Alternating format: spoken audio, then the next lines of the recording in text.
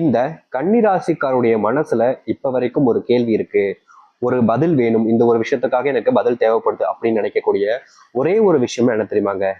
எனக்கு எப்போது சாமி நிம்மதியான ஒரு சாவு கிடைக்கும்?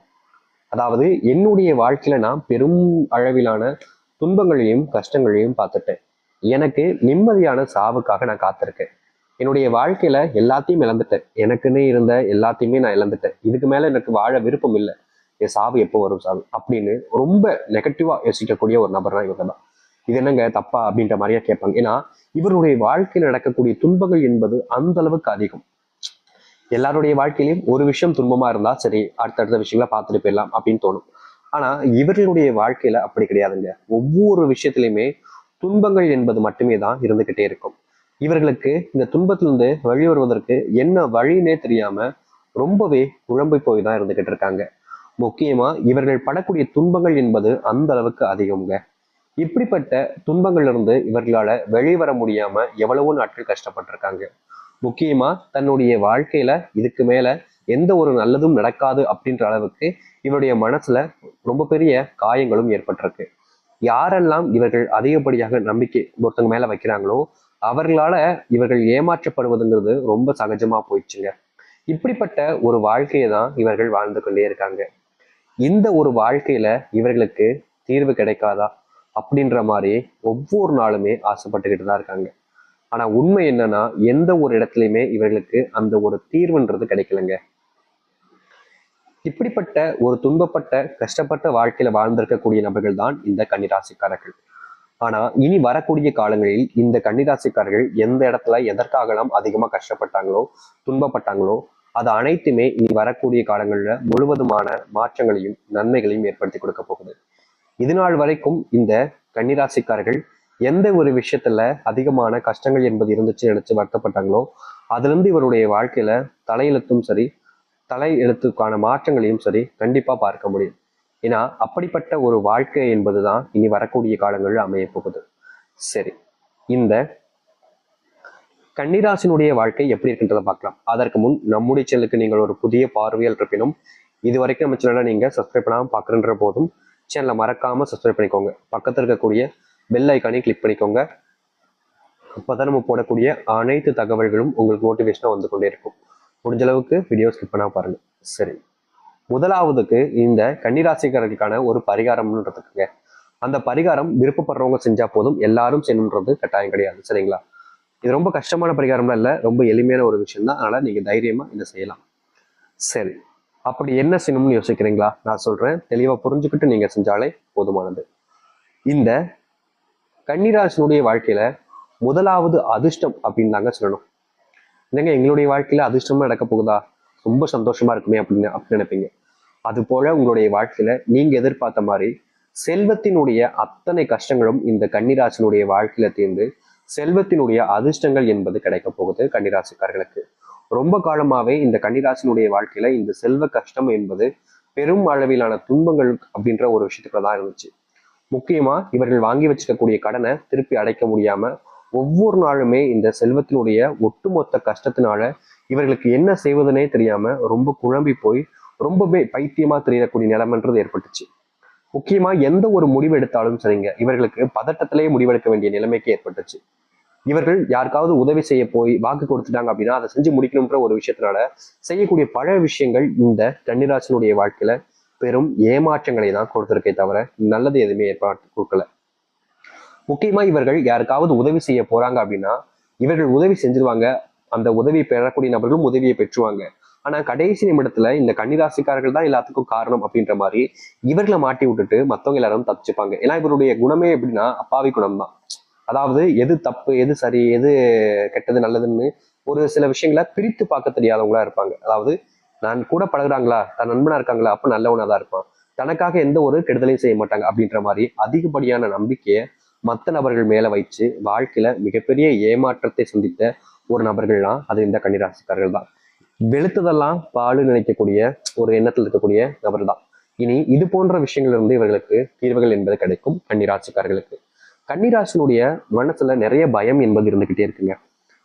நாளைக்கு என்ன நடக்குமோ, இன்னும் சில வருஷங்கள் போனா எப்படிப்பட்ட வாழ்க்கை நம்ம வாழ போறோம்னு தெரியலையே, ஏதோ பிரச்சனைகள்லாம் வந்துடும் போலயே, நம்ம வாழ்க்கையில நம்மளால நிம்மதியா வாழ முடியாது போலயேன்னு நிறைய விஷயங்கள் இவருடைய மனசை நிறையவே காயப்படுத்திருக்கு. முக்கியமா ஒரு நாள் ஆரம்பிக்கும் அப்படின்ற போது அந்த நாள் முடிவும் அப்படின்னு ஒண்ணு இருக்கும் பாத்தீங்களா, அந்த நாள் முடிவு வருவதற்கு முன்பாகவே இவருடைய மனசுல அத்தனை கஷ்டங்களும் பயங்களும் தோன்றிடும். ஐயோ இன்னைக்கு என்ன நடக்க போகுதுன்னு தெரியலையே அப்படின்ற மாதிரி பாத்தீங்கன்னா ஏதாச்சும் ஒரு சில விஷயங்களை யோசிச்சு யோசிச்சு ரொம்ப கஷ்டப்பட்டுக்கிட்டே இருப்பாங்க. முக்கியமா அந்த நாள் முடிவு நேரத்துல இந்த கன்னிராசிக்காரர்கள் அழுகலைனா தாங்க அதிசயம். அதாவது வாழ்க்கையில கஷ்டங்கள் வரும்போது எல்லாருமே பார்த்திருக்காங்க, இல்லைன்னு சொல்ல முடியாது. ஆனா இந்த கன்னிராசினுடைய வாழ்க்கையில கஷ்டத்தை மட்டுமே பார்த்துக்கிட்டு இருக்கிறதுனால என்ன செய்வதுனே தெரியாம ஒவ்வொரு நாளுமே அழுதுகிட்டு இருக்கக்கூடிய நபராகவும் இருக்கிறார்கள். அதாவது கஷ்டம்னு வரும்போது அதை எதிர்த்து நின்று போராடி இருக்காங்க, இல்லைன்னு சொல்ல முடியாது. ஆனா அந்த போராட்டத்தையும் தாண்டி இவர்களுடைய வாழ்க்கையில் ஏற்படக்கூடிய கஷ்டங்களை பார்த்து, தன் மனசுல இருக்கக்கூடிய கவலைகள் எல்லாம் பார்த்து, தன்னை அறியாமலே தன்னை உணராமலே இவர்கள் நிறைய நாட்கள் அழுதுருக்காங்க. கன்னிராசிக்காருடைய மனசுல அத்தனை கஷ்டங்கள். இந்த கன்னி அப்படின்ற ஒரு விஷயத்துல இவருடைய வாழ்க்கையில காதல் அப்படின்ற ஒரு விஷயம் மிகப்பெரிய ஏமாற்றத்தையும் தோல்விகளையும் தாங்க கொடுத்துருக்கு. எந்தெந்த விஷயத்திலேயோ வெற்றி அடைஞ்சிருந்தாலும் காதல்ன்ற ஒரு வாழ்க்கையில இவர்கள் தோத்துட்டாங்க. அப்படியே நான் என்னுடைய வாழ்க்கையில காதல் கூட திருமணம் பண்ணிட்டேன் அப்படின்னு சொன்னாலும் கூட கன்னிராசினுடைய வாழ்க்கையில அந்த திருமண வாழ்க்கையில மகிழ்ச்சிகள் என்பதும் பெரிய அளவுல சந்தோஷங்கள் என்பதும் இல்லை. எல்லாத்துலயுமே ஏதாவது ஒரு சில கஷ்டங்கள் என்பது இருந்துகிட்டே தான் இருக்கு. இவர்கள் எதை ஒரு விஷயத்த தனக்கானதாக மாத்திக்கணும்னு நினைக்கிறாங்களோ, எந்த ஒரு விஷயம் தனக்கு வேணும்னு நினைக்கிறாங்களோ அது எல்லாத்தையுமே ஏமாறக்கூடிய நிலைமைக்கு தள்ளப்பட்டிருக்காங்க. அது போலதான் இவர்களுடைய காதல்ல வெற்றி பெற்றிருந்தாலும் திருமண வாழ்க்கையில தோல்விகளை சந்தித்திருக்க வேண்டிய நிலைமை தான் ஏற்பட்டிருக்கு இந்த கன்னிராசினுடைய வாழ்க்கையில. கன்னிராசிக்காரர்கள் யார் மேல அன்பும் பாசத்தையும் அதிகமா காமிச்சாலும் சரிங்க, அவர்களிடமிருந்து இவர்களுக்கு கிடைப்பது வெறும் ஏமாற்றம் மட்டுமே தான். இந்த நிமிஷம் வரைக்கும் கன்னிராசினுடைய வாழ்க்கையில நம்பிக்கைக்குரிய நபர்களால நிறையவே ஏமாந்திருக்காங்க. இப்போ இனி வரக்கூடிய காலங்களில் இப்படிப்பட்ட ஏமாற்றங்களில் இருந்து இவர்கள் வெளிவருவார்கள். அது மட்டும் இல்ல, கன்னிராசினுடைய வாழ்க்கையில ரொம்ப வருஷமா இல்ல மாசமா ஆசைப்பட்ட ஒரு விஷயம், தனக்கு எப்படியாவது சொந்தமான ஒரு வீட்டுக்கு போகணும், வேலைக்கு போகணும் அப்படின்றது, வீடு கட்டி வேலைக்கு போகணுன்றது, அப்படிப்பட்ட ஒரு ஆசைகள் என்பது இனி வரக்கூடிய காலங்களில் நிறைவேறப் போகுது. இவர்கள் எந்த ஒரு இடத்துல ஆசைப்பட்டாங்களோ, அதாவது வேலைக்கு போகணும், எனக்கு இந்த வேலை வேணும்னு எப்படியாப்பட்ட விஷயங்கள்ல ரொம்ப கஷ்டப்பட்டு முயற்சி பண்ணி ஆசைப்பட்டாங்களோ அந்த ஒரு விஷயத்தினுடைய வாய்ப்புகள் என்பது இவர்களுக்கு கிடைக்கும். இவர்கள் எந்த ஒரு வேலைக்கு போகணும்னு ஆசைப்படுறாங்களோ அந்த இடத்துல வேலைக்கு போவார்கள். யார் யாரோ வரலாம் உங்களுடைய வாழ்க்கையில உங்களுக்கு தோல்விகளை கொடுப்பதற்கும் நீங்க வெற்றி அடையாமல் தடுப்பதற்கும் நிறைய நபர்கள் முயற்சி பண்ணலாம். ஆனா யாராலும் உங்களை தடுக்க முடியாது. முயற்சி மட்டுமே தான் அவர்களால் செய்ய முடியும். அதற்கு மேல ஒண்ணுமே உங்ககிட்ட செய்ய முடியாது. அப்படிப்பட்ட ஒரு நபராக மாறுவீங்க. நீங்க இது நாள் வரைக்குமே பாத்தீங்கன்னா நிறைய நபர்கள் நம்பி ஏமாந்துருக்கீங்க. ஆனா இனி அப்படிப்பட்ட ஏமாற்றத்துக்குள் சிக்கக்கூடிய நிலைமைகள் என்பது உண்டாகாது. உங்க வாழ்க்கையில முழுவதுமான தீர்வுகள் என்பது நடக்க ஆரம்பிக்கும். நீங்க எதிர்பார்த்த மாதிரி ஒரு சில நன்மைகளோடு சேர்த்து உங்களுடைய வாழ்க்கையில அதிர்ஷ்டத்தை பார்ப்பீங்க. எத்தனை நாட்கள் நீங்கள் தூங்கும் போது கூட நிம்மதியா தூங்க முடியலன்னு வருத்தப்பட்டிருப்பீங்க. ஆனா இனி வரக்கூடிய காலங்கள்ல உங்களுக்கு நிம்மதியான தூக்கம் என்பது கிடைக்கும். யார் யார்கிட்டயே கெஞ்சிருக்கீங்க ஒரு சில விஷயங்களுக்காக, அப்படிப்பட்ட விஷயங்கள் வந்து உங்களுடைய வாழ்க்கையில மாற்றத்தை பார்ப்பீங்க. உங்களுடைய பிள்ளைகள் உடல் சார்ந்த விஷயங்கள்ல நோயினால நிறையவே பாதிக்கப்பட்டிருக்காங்க.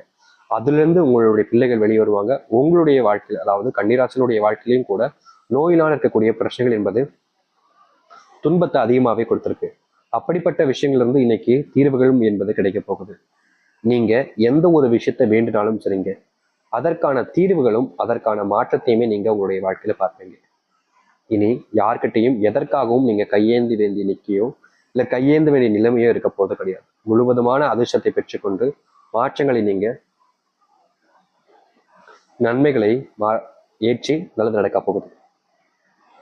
எதிர்பார்த்த மாதிரி ஒரு வாழ்க்கையை வாழ பாருங்க இனி வரக்கூடிய காலங்கள்ல. சரி, இந்த கன்னிராசினுடைய வாழ்க்கையில எப்படிப்பட்ட விஷயங்கள் மாறப்போகுதுன்றத பார்த்தாச்சு. ஆனா இந்த கன்னிராசிக்காரர்களுக்கான பரிகாரம்னு நம்ம சொல்லியிருந்தோம். அது என்னன்றதை யோசிக்கிறீங்களா? ரொம்ப யோசிக்காதீங்க, எளிமையான விஷயங்கள் தான். விருப்பப்படுறவங்க இதை செய்யுங்க, கண்டிப்பா பலனளிக்கும். முதலாவதாக இருக்கக்கூடியது இந்த கன்னிராசினுடைய ராசி அதிபதியா இருக்கக்கூடியதுதான் புதன் பகவான். இவருடைய கடவுளாக நாராயண் இருக்கார், சரிங்களா? நீங்க இவர்களை வணங்கிக்கோங்க. அதுக்கப்புறமா உங்களுடைய குலதெய்வ கோவிலுக்கு போங்க. அதாவது நீங்க ரொம்ப நாட்களாகவே ஆசைப்பட்டிருக்கக்கூடிய உங்களுடைய குலதெய்வ கோவிலுக்கு சென்று வாருங்க. ஏன்னா நிறைய நாட்கள் நீங்க யோசிப்பட்டுக்கிட்டே இருக்கீங்க குலதெய்வ கோவிலுக்கு ஒரு முறையாவது போய் வேண்டிட்டு வரணுமா. ஆனா உங்களால அது முடியாம போகுது. ஆனா இனி வரக்கூடிய காலங்கள்ல நீங்க உங்களுடைய குலதெய்வ கோவிலுக்கு போயிட்டு அங்க நீங்க உங்களுடைய குலதெய்வத்தை வேண்டிக்கோங்க. முக்கியமா சொல்ல போனா இந்த 27ஆம் தேதி அமாவாசை தினமும் 26ஆம் தேதி மகா சிவராத்திரி தினமும் இருக்கிறது. இந்த 2 நாட்கள்ல நீங்க என்னைக்குனாலும் போகலாம். இல்ல அதுக்கப்புறம் உங்களுக்கு வாய்ப்பு கிடைத்தாலும் போங்க. தாராளமா இந்த நாட்கள்ல தான் போகணும் கிடையாது. நீங்க ஒரு முழுமையான மனசோடு அதுக்கப்புறம் வாய்ப்புகள் கிடைச்சாலும் உங்களுடைய குலதெய்வ கோவிலுக்கு போங்க. அங்க குலதெய்வ கோவிலுக்கு போய் வேண்டிட்டு உங்களுடைய குலதெய்வத்தை மனசார வேண்டிக்கோங்க. வரும்பொழுது அங்கிருந்து கைப்பிடி அளவுக்கு காலடி மண்ணை உங்களுடைய வீட்டுக்கு நீங்க ஏற்றுவாங்க. நிச்சயமா இப்படிப்பட்ட ஒரு விஷயத்த நீங்க செஞ்சு முடிக்கிறதுனால உங்க வாழ்க்கையில மிகப்பெரிய அதிர்ஷ்டத்தையும் நன்மைகளையும் நீங்கள் பார்த்துக் கொள்ள முடியும். எத்தனை நாட்கள் நீங்க தோத்திருக்கலாம், எவ்வளவோ நாட்கள் கஷ்டப்பட்டிருக்கலாம். ஆனா அதை எல்லாத்தையும் தாண்டி இப்படிப்பட்ட ஒரு பரிகாரத்தை நீங்க செய்வது மூலியமா, குலதெய்வத்தை வேண்டி வருவது மூலியமா அதிர்ஷ்டத்தையும் மாற்றத்தையும் உங்களுடைய வாழ்க்கையில நீங்க பார்க்க முடியும். இனி எல்லா